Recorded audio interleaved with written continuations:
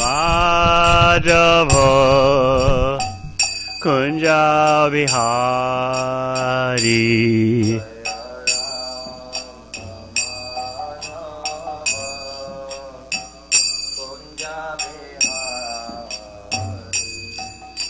Gopi Janabalabha Giridvaradhari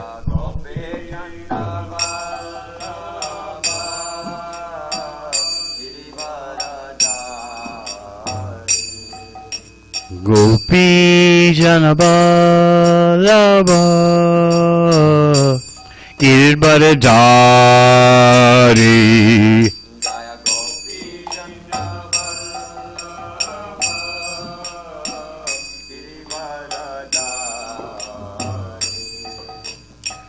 Yashoda Nandana Brajajana Ranjana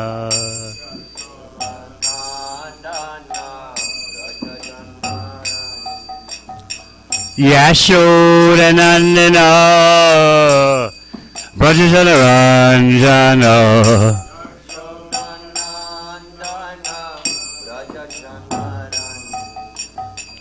Jamuna Chira Vanachari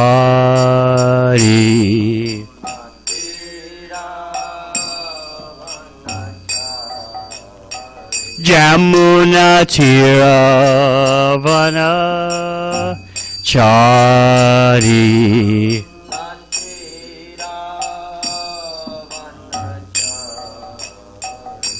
Jai Radha Madhava Kunja Bihari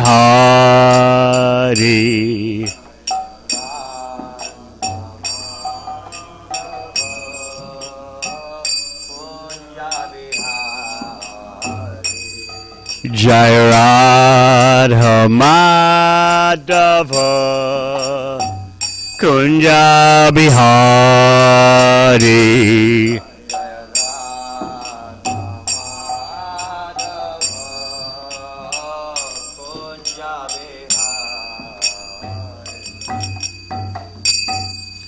Jayam Vishwavam Sapadarajakacharya Astatara Satta Sri Srimadesi Bhakti Vedanta Swami Maharaj Srila Prabhupada Ki Jayam Vishwavam Sapadarajakacharya Astatara Satta Sri Srimad Bhakti Siddhanta Saraswati Thakur Prabhupada Ki Gaura Premanandi.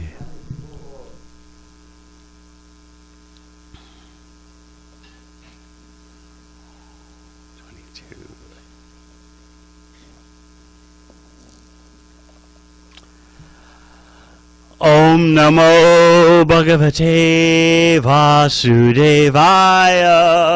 Om Namo Bhagavate Vasudevaya. Om Namo Bhagavate Vasudevaya. Om Namo Bhagavate Vasudevaya. Om Namo Bhagavate Vasudevaya.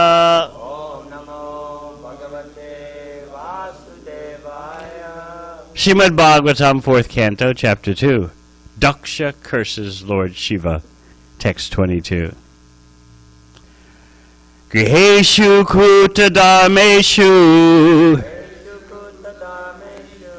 Sakto gramya sukechchaya Karma tantram vatanrute Vedavada vipannati Griheshu kuta dharmeshu Sakto gramya sukechchaya Karma tantram vatanute Vedavada vipannati Griheshu kuta dharmeshu Sakto gramya sukechchaya Karma tantram vitanute Vedavada Vipannati. Vedavada Vipannati. Yeshu Dharmeshu. Viheshu Kuta Dharmeshu. Shaktogramya Sukechaya. Saktogramya Sukechaya. Karmatantram Vitanute. Karmatantram Vitanute. Vedavada Vipanadi. Vedavada Vipannati. Viheshu Kuta Dharmeshu. Viheshu Kuta Dharmeshu. Saktogramya Sukechaya. Saktogramya Sukechaya. Karmatantram Vitanute. Karmatantram Vitanute. Vedavada Vipanadi. Vedavada Vipannati.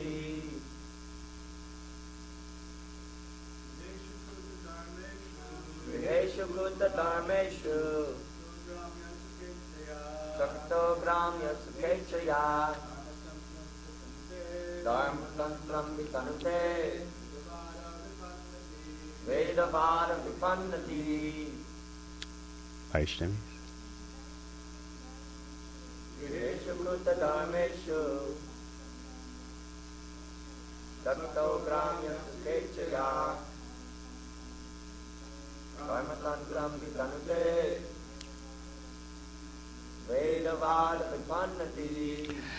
Griheshu, in householder life. In householder life. Kutadhameshu, Dharmeshu. of pretentious religiosity. Of pretentious religiosity. Sakta, Sakta. being attracted. Being attracted. Gramya Sukha Ichchaya, Dhamma Sukechaya. by desire for material happiness. By desire for material happiness. Karma Tantram, Karma Tantram. fruit of activities. Fruit of activity. Vitanute, Tanute. he performs. Performs. Vedavada, Vedavada. by the explanations of the Vedas. By the explanations of the Vedas. Vipanadi, Vipanati. intelligence being lost. Intelligence being lost. Translation: pretentiously religious householder life, in which one is attracted to material happiness and thus also attracted to the superficial explanation of the Vedas, robs one of all intelligence and attaches one to fruitive activities as all in all. Purport: persons who identify with bodily existence are attached to the fruitive activities described in the Vedic literature. For example, in the Vedas, it is said that one who observes the Chaturmasya vow will attain eternal happiness in the heavenly kingdom. In Bhagavad Gita, it is said that this flowery language of the Vedas mostly attracts persons who identify with the body. To them, such happiness as that of the heavenly kingdom is everything. They do not know that beyond that is the spiritual kingdom, or kingdom of God, and they have no knowledge that one can go there. Thus, they are bereft of transcendental knowledge. Such persons are very careful in observing the rules and regulations of household life in order to be promoted in the next life to the moon or other heavenly planets. It is stated here that such persons are attached to Gramya Sukha, which means material happiness, without knowledge of eternal, blissful, spiritual life.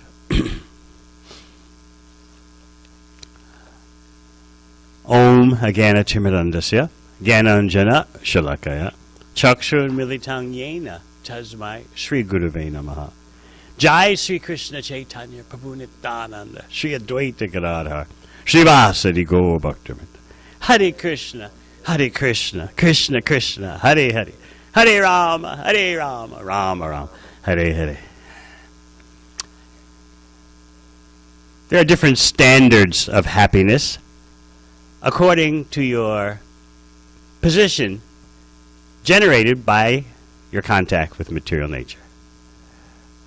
In the 17th chapter of Bhagavad Gita, Krishna gives you insight into how it's not simply your body or your emotions are shaped by guna sangha, contact with trigunamai, the modes of material nature, but your very conceptions, your world views, your self-conception, your conception of others.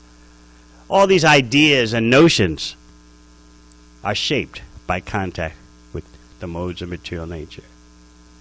Trivida bhavati shraddha dehi dehinam yogina. Krishna explains that there's nothing you can do materially that will make you immune to the effect of the three modes of material nature. So that means your happiness. If you're bold and truly introspective, you'll analyze your conceptions of happiness and ask yourself, where did I get them from?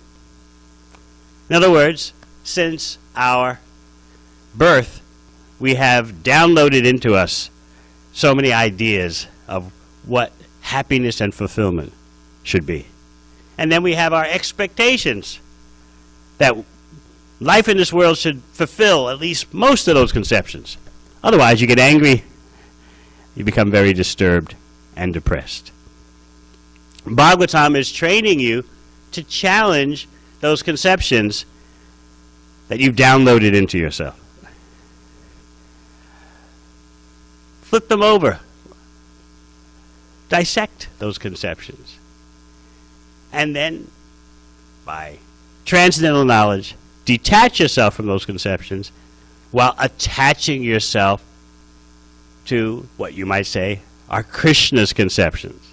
Of course, the whole point of Bhagavad Gita is to teach you that Krishna's conceptions are not ordinary. In fact, they are supremely extraordinary. The end of Bhagavad Gita means, Arjuna says, Krishna, I accept your conceptions. Nashta moha, smritir labda. My illusion's gone. Karishye vachanam tava. I'll act according to your ideas, your program. At the beginning of Bhagavad Gita, Arjuna was drowning in a sea of complexity. And he had his own ideas. There's no way I can deal with all these intrigues, family problems, friends and relatives on both sides in this battle.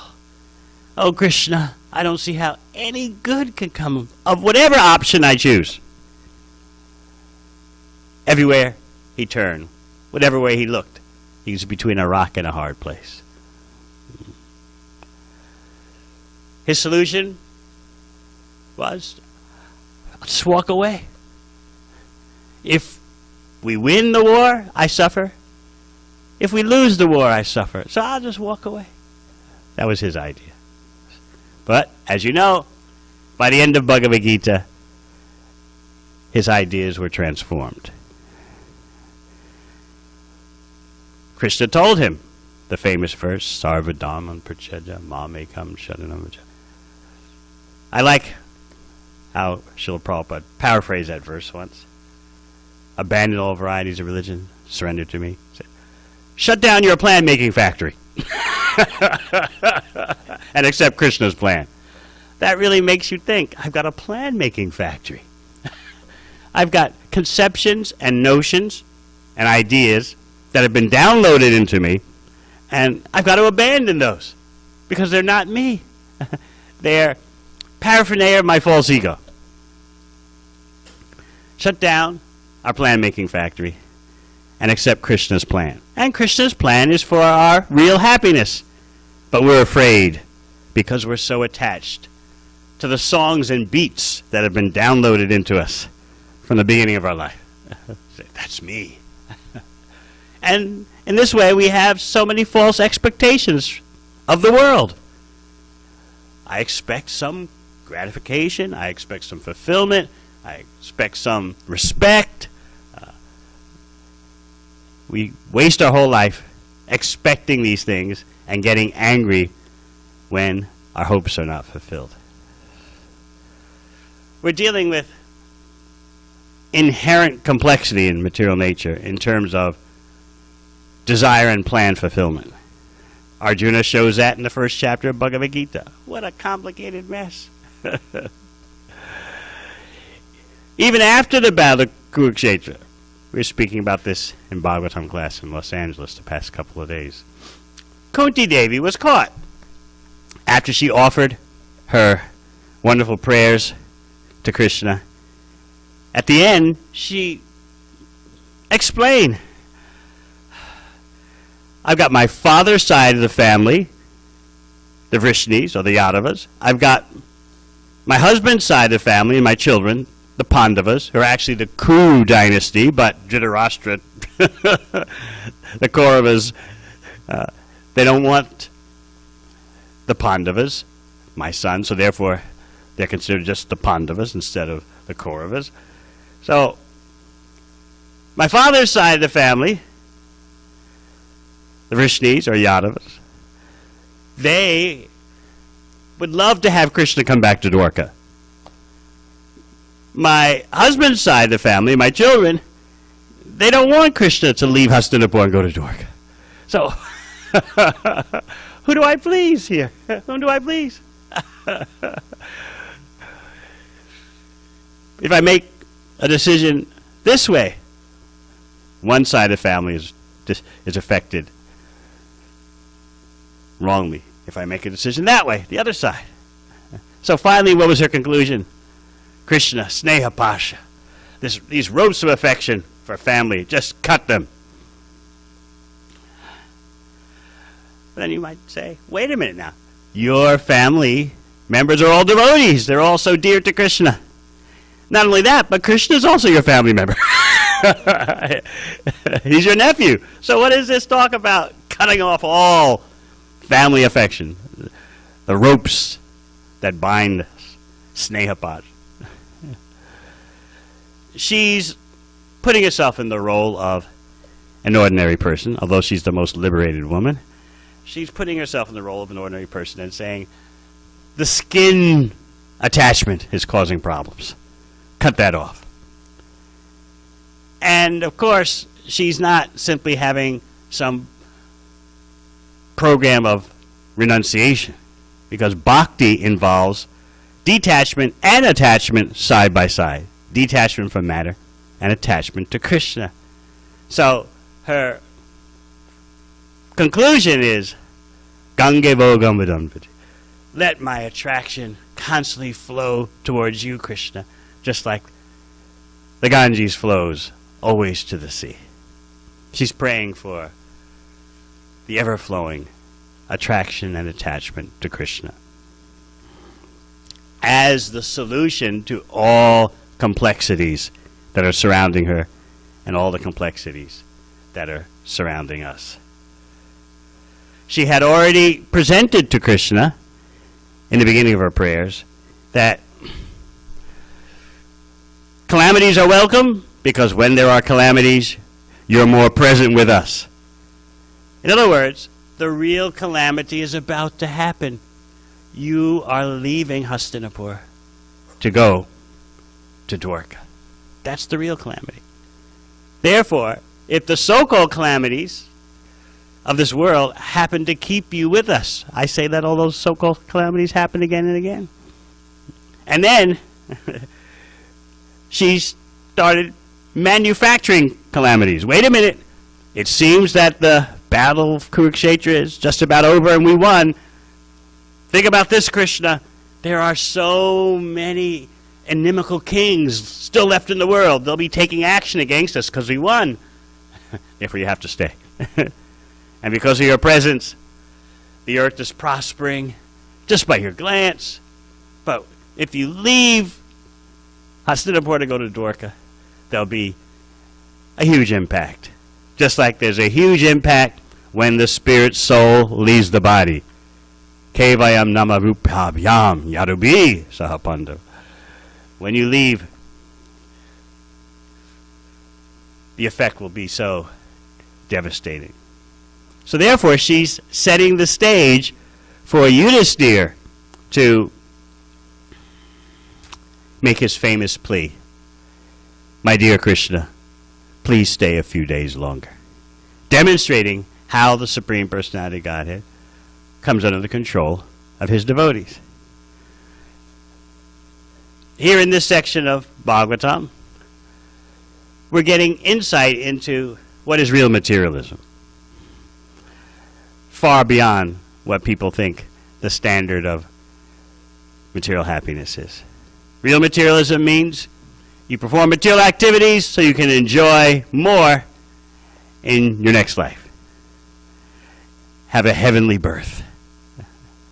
That's real materialism. What we call materialism today is animal life. It's outside the Vedic purview.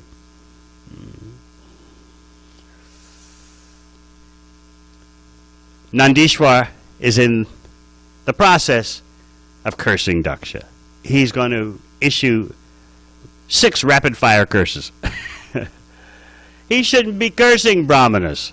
But then again, as a dedicated follower of Lord Shiva, he has a right to be affected by Daksha's insulting Lord Shiva.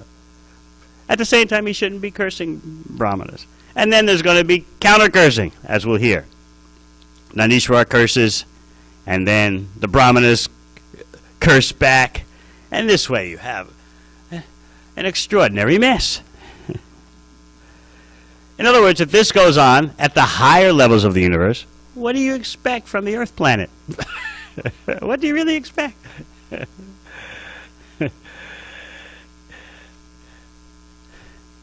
One mantra that was taught to me when studying history was that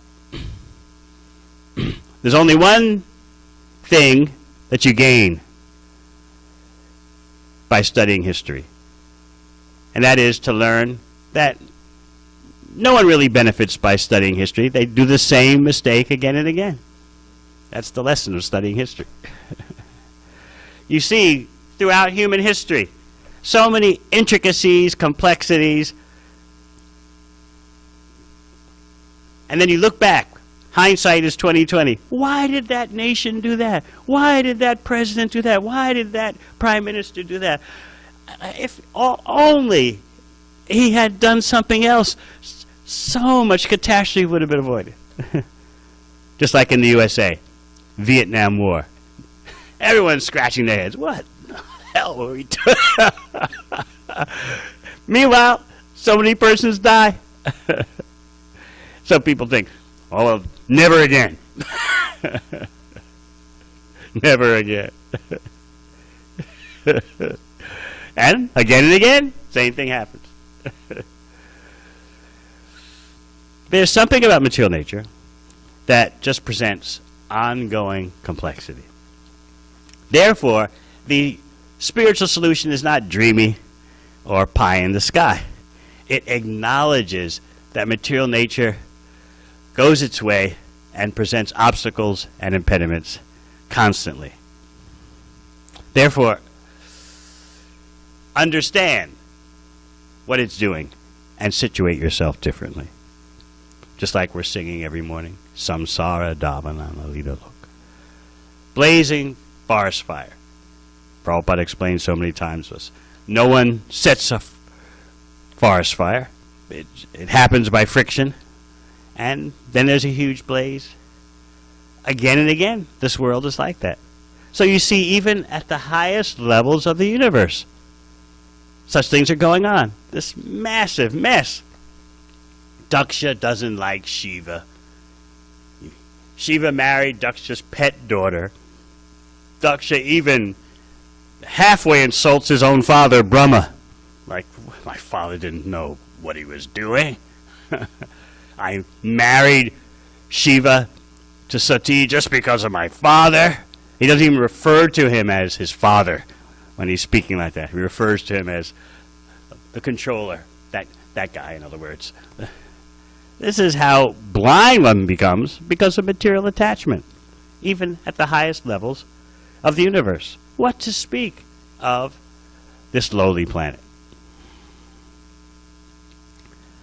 Now you might say, we have never seen such persons like Daksha, Shiva, Sati. We've never seen the heavenly planets. But unconsciously, you're basing your conceptions on your own tiny vision. What have you actually seen with your own vision? Have you seen across the Pacific Ocean to Japan? But you must say, oh, we haven't seen, but we have heard. So Bhagavatam is saying the same thing. Oh, you haven't seen Daksha or Shiva, but you can hear. But then you might say, well, we can get on a plane and fly to Tokyo. So Bhagavatam is saying, here's the process. You want to go to heavenly planets? This is what you do. So what about these flowery words of the Vedas that Krishna talks about in Bhagavad Gita? He warns, don't get caught up in that. Why this term, flowery words of the Vedas? The Acharyas explain that that precise wording is significant. Flowery words of the Vedas. Think of a flower. A flower emanates an aroma. But that aroma is so transitory. It appears and disappears so quickly. So similarly, material happiness, even when, according to Vedic injunction, material happiness is like that. It's like a fragrance in the air. You think you got it, and it's gone. So, still, heavenly happiness is high-grade happiness in terms of materialism. And you get a complete, concrete idea of what a heavenly birth would be. In other words, if you're aiming for afterlife, you should know all about what the afterlife is. It's not enough to say there'll be an afterlife.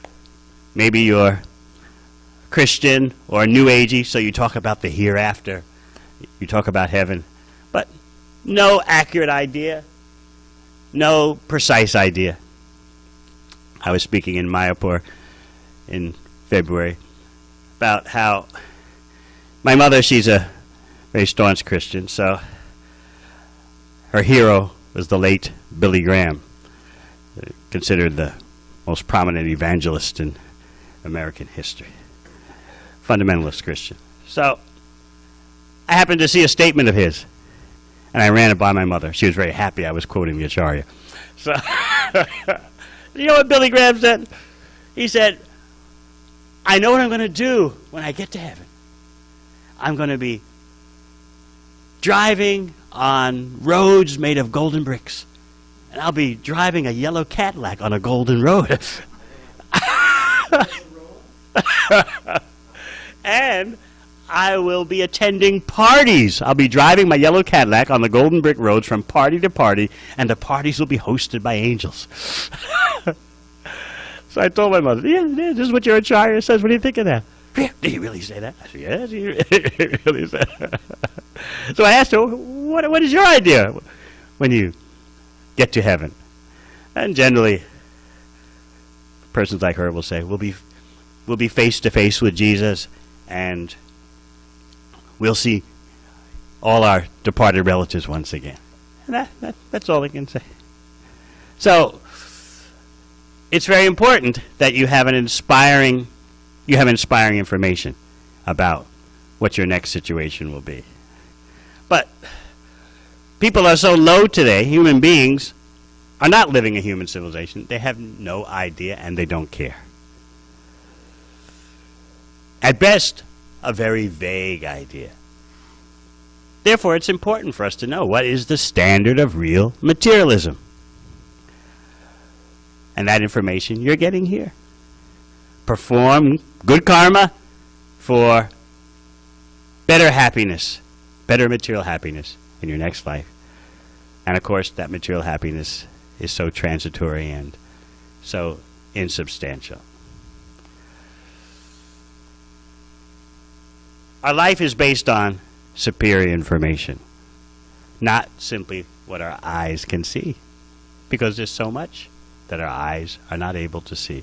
This information may sound incredible to you. Nandishwar cursing, the Brahmanas counter-cursing, all this is going on a higher level in the universe.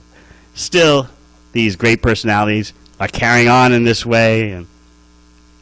But I always make the point that if you think this is incredible, because you can't see it, can you understand your own economic and political system and all the intrigues that are going on? You have no idea. You have no idea of all the behind-the-scenes politics and economic maneuvering and manipulations. No idea. So why is it that you look at the Bhagavatam and have a little problem sometimes? Oh, I don't know if I can accept all this. You know, I'm a new bhakta. Well, I've been here a couple of years, and I don't know, Nandishvar and Daksha getting the head of a goat, and Sati, the most chaste lady, and I don't know. I tried this out on an audience once. They were expressing, like, we have a tough time with Bhagavad Gita, Balakurukshetra. We don't see that in our historical records. And what to speak of Bhagavatam? They were Americans. Americans, young Americans touring New Zealand. So I said, do you know how many military personnel in how many countries the USA has? Oh, well, I'm sure, we've got some in Afghanistan, we've got some here or there. I said, try this, here's the facts. 250,000 military personnel in 175 countries.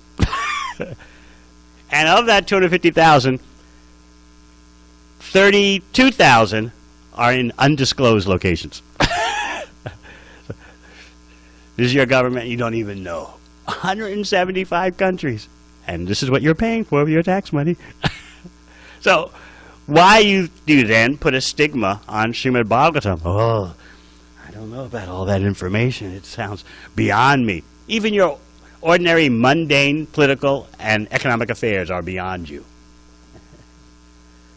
But we're covered over, so we accept living in ignorance in terms of not understanding what is real happiness, not understanding what the next life is all about. Nandishvar is being very accurate. You're going to follow pretentiously religious householder life? Your intelligence will be robbed. Even though you're brahmanas, you're not going to have any transcendental knowledge. You're going to be just attached to sex life. He goes on and on and on. He rapid fires 6 curses. And then the brahmanas are going to strike back. So in spite of their cursing and counter-cursing, you're still getting knowledge. That's the amazing thing about Bhagavatam. Generally, if someone's cursing someone in the ordinary way it's done today, you don't want to be around. Yeah, it's just vulgar, it's low, it's coarse. But these curses are the peak of eloquence. This is Bhagavatam. Those who have become as dull as matter by cultivating materialistic education and intelligence are nesciently involved in fruitive activities. Such men have purposely insulted Lord Shiva. May they continue in the cycle of repeated birth and death. So even in the curses, there's so much information that's beneficial. Oh, this is Srimad Bhagavatam. Let us not forget that the way of material existence is inherently complex. You can't solve the complexities materially. It is not possible. By taking shelter of the source of the material energy and the spiritual energy, then you can make a solution. So we're thankful for Srimad Bhagavatam, which is educating us in every way. And let us not be put off by the apparently extravagant information when we're surrounded by so much that we don't understand and can't see, yet we still have pride. I know. This is my opinion. An intelligent person admits his or her helplessness in the face of material nature. That was Arjuna's qualification in Bhagavad Gita. I'm helpless. I can't handle this. O Govinda, I shall not fight. But in that desperation, when he said, I shall not fight, he was leaving himself open for instruction from Krishna. Now I'm your disciple, a soul surrendered unto you. Please instruct me. Shishisteham shadimam tvam papanyam. So this is how to cut through all the complexities that will go on and on and on. I remember during my university years, I thought I would just study everything and find the solution to all the world's problems. No. Just Maharaj's spontaneous ecstasies. Hare Krishna. Since he's encouraging me, I'll describe how in my freshman year, I told my academic advisors, I want to find a solution to all the world's problems. So they said, okay, we make a deal for you. You can do an interdisciplinary major. You can study whatever you like and find a solution to the world's problems. And they kind of looked at me and winked at each other. And if you find a solution to all the world's problems, come back and let us know. So I studied so much history and political science and economics and this and that. And I just could see that it's just the same thing over and over again. Politics means the outs become the ins and the ins become the outs. Revolutions simply mean that the ones who are exploiting and the ones who have been being exploited change places. I remember my last attempt at politics. Back then, practically every student was a radical. So if you were a straight person, you were weird. So I was going to a radical students' meeting. And, of course, there were hundreds upon hundreds of students there. And they were having a special weekend for discussing radical solutions to the Vietnam War, civil rights, the American situation. At that time, Yale was still all men. It was the last year of being all men. So in planning this weekend, naturally, they wanted to invite the female radicals from the neighboring female schools. Otherwise, what's the point of a revolution? So they were planning the whole weekend. We'll have seminars. We'll have tours of the city. We'll have strategy sessions. In other words, the materialists do it, and the devotees. We have our sessions and strategizations for pleasing Krishna. So, after they planned the whole weekend, then one young student stands up and says, fellows, after the day of seminars and night comes, you know what time it is. And everyone yells out, party! I kind of sank in my seat. Oh, my goodness. And then he said something I'll never forget. When 3 a.m. comes around, and you haven't made it to the motel room with a fine revolutionary sister, be humble. Come on back and clean up the party room. I said, gosh, I'm out of here. Same old, same thing. So therefore, I was looking for something else, and when I found Bhagavad Gita and Srimad Bhagavatam, I recognize this is, as Maharaj says, this is the actual solution. All right, any questions? Comments, Maharaj? Yes, Maharaj, in my traditional role as contrary, devil's advocate. Well, hang on a minute. You're saying just like, and I'm losing my voice. I got about 15 people on.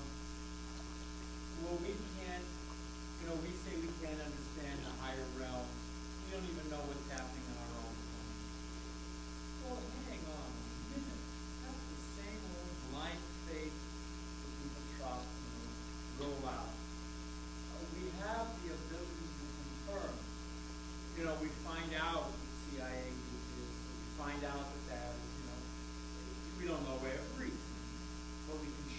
out a lot of things, but you know, so many things came out in my 65 years I'm almost done. Mm-hmm. So, but I've never seen Indra.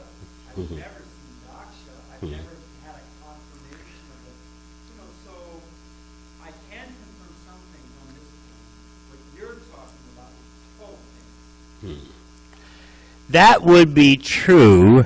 I would just love pitching this because I can hardly wait for you. Go ahead. That would be true if there were no process given in Bhagavad Gita for verifying the information. So often, especially when I'm speaking to elitist universities, I know what they're fearing.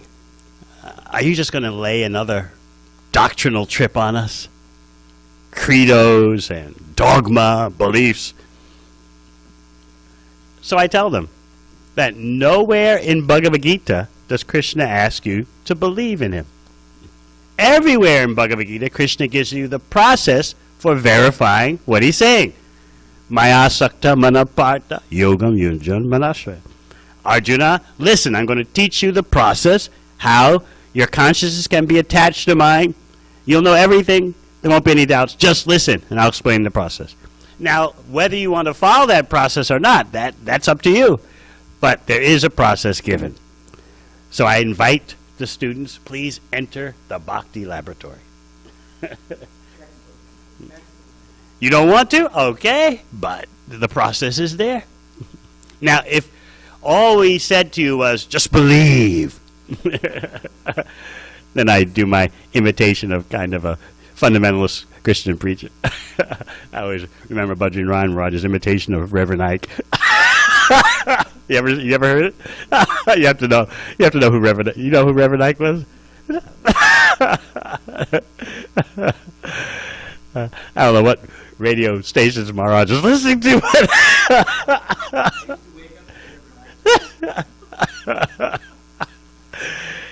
So I do my imitation. Just believe.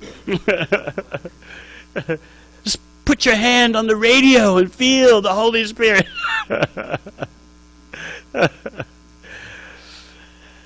No, Bhagavad Gita is presenting process and lifestyle, information for lifestyle transformation. I call it lifestyle engineering. And then your perceptions change.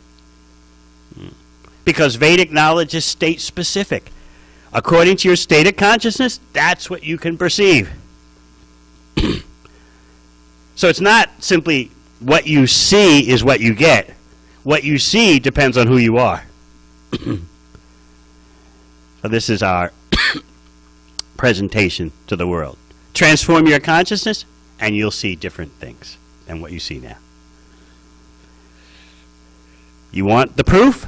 Then start to chant Hare Krishna. Gradually abstain from sinful activities. Your perceptions will change. We're feeling comfortable with this information in Bhagavatam, not because we're being materially conditioned, but because our spiritual sensibilities and perceptions are being revived. Of course, you don't doubt that at the time of a feast, right? No one's got any doubts. Yeah, Krishna's eating this. Yeah.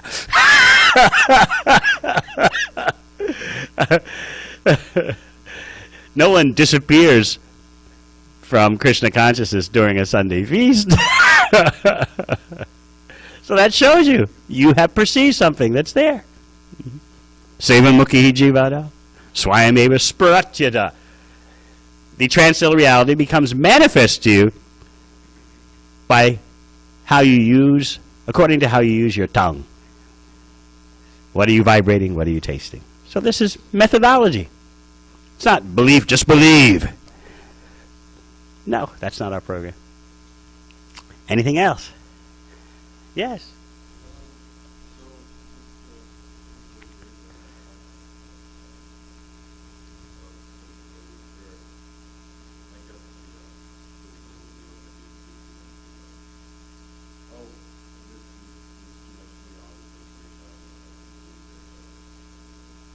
Why just New Zealand? Huh? I don't know, but go ahead. Yes, thank you.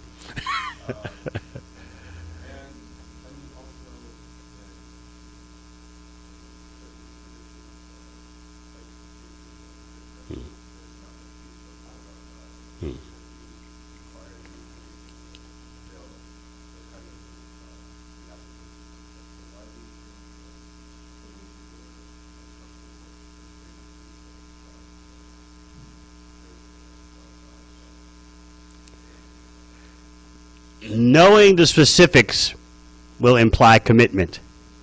You're getting to know someone, and therefore it makes the relationship kind of unavoidable unless you really become proactively impersonal and try to deny that person's existence or just shut that person out.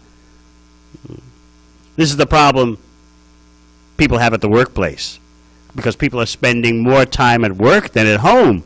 So your work people, they're like your family, like it or not, and how do you tune them out?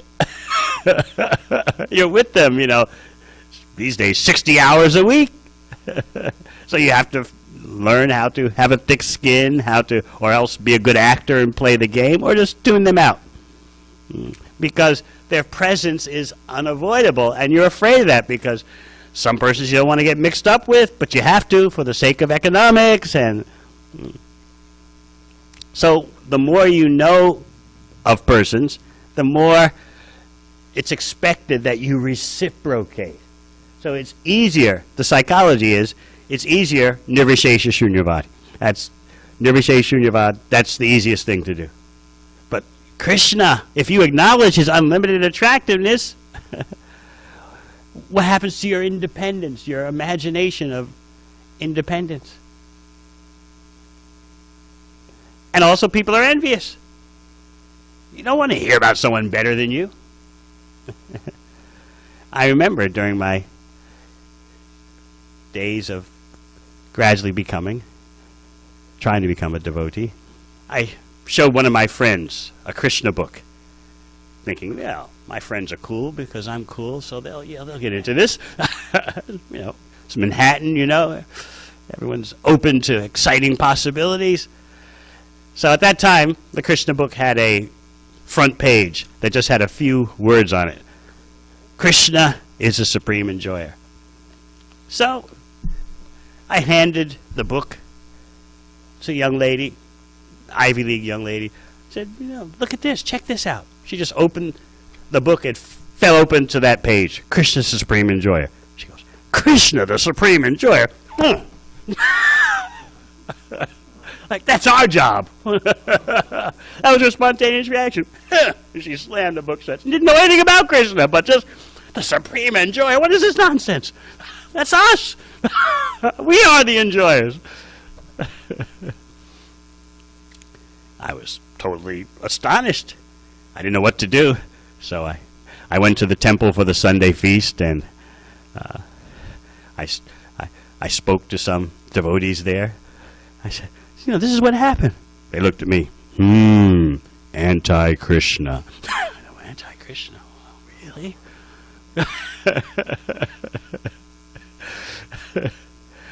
So, yes, there's that psychological reaction. To avoid any relationship with Krishna, to avoid any service to Krishna. That's a reality. You know what Krishna says in Bhagavad Gita? Iccha dvesha samuttena dandva mohena bharata. All living entities are born into these pitfalls of desire and aversion. Again, I like Srila Prabhupada's paraphrasing of that verse. Iccha dvesha. You desire to imitate Krishna, and you're averse to Krishna's instructions. This is the psychology of conditioned soul. So remember that. Iccha dvesha samuttena. All living entities are born. Dravida Prabhu, what's the exact translation? I was looking for Prabhupada's sutra. Oh, okay. Your desire is to imitate Krishna, and what you're averse to is you're averse to his instructions.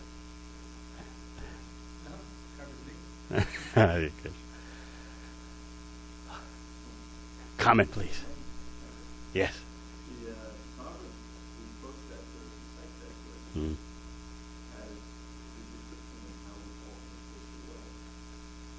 If we want to enjoy such a meditation, we're a very spiritual.